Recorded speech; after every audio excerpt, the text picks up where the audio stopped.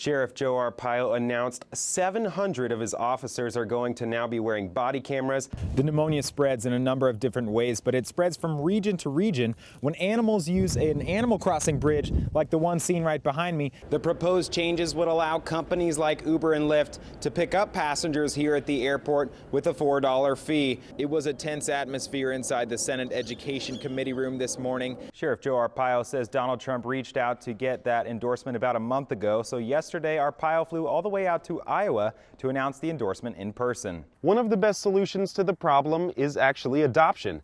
And here at the state prison in Florence, it's inmates that get these burros ready to be adopted. Legos bring out the kid at heart in all of us, but they're more than just a fun diversion on a rainy day.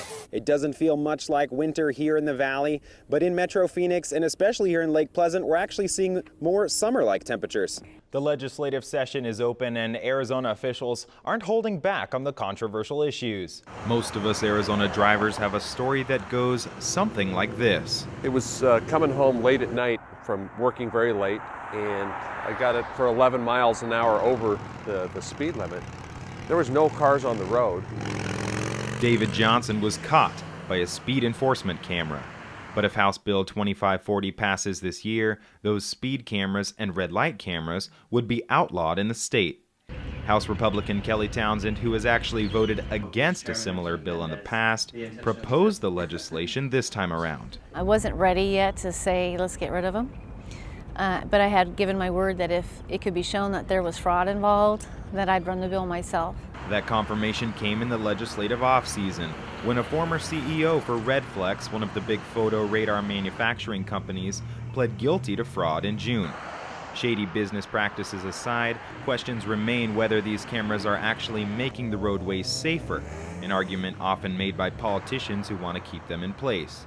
Common sense would say that yes, drivers approaching a red light camera or a speed camera would slow down and be more cautious, but the numbers and logic might not back that up. Shining a bright flash in somebody's face in the middle of the most dangerous part of the road, the intersection, is going to increase accidents. A 2005 study done by the University of Arizona and sponsored by ADOT showed that rear-end collisions at intersections with these cameras increased by 51% in Phoenix and 41% in Scottsdale.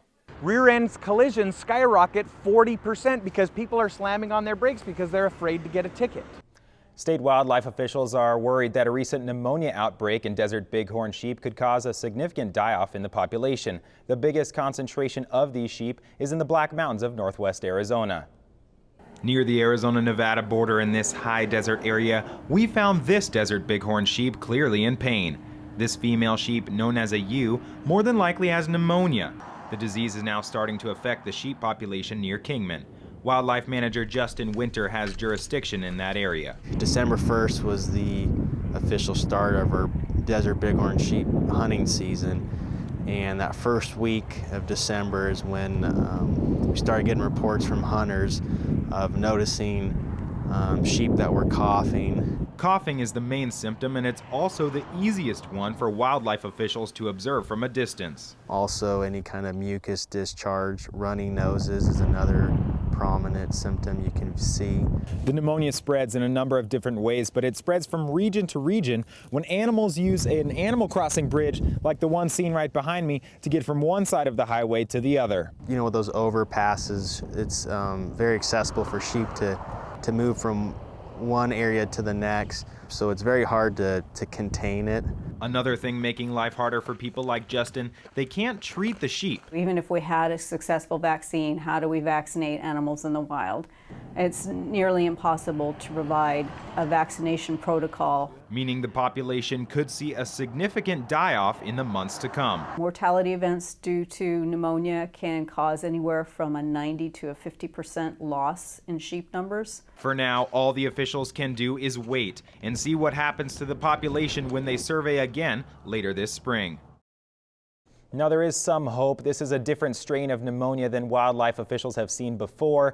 They hope that the sheep may have a better resistance against it. Legos are the ultimate rainy day toy. And on a rare stormy weekend here in the valley, Legos are the reason thousands of young brick builders converged on UOP Stadium.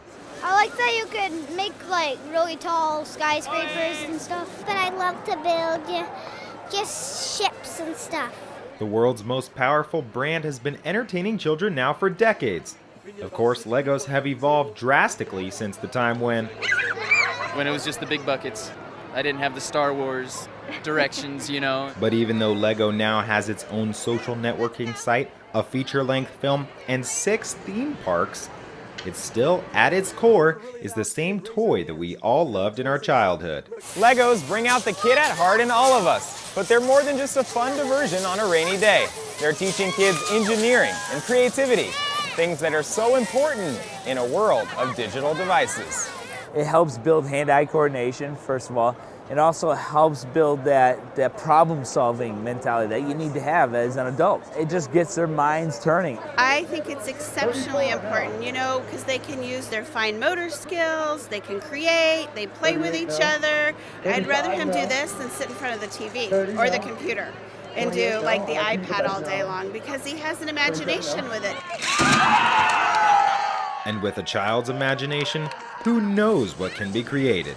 Reporting in Glendale, Ben Margiott, Cronkite News.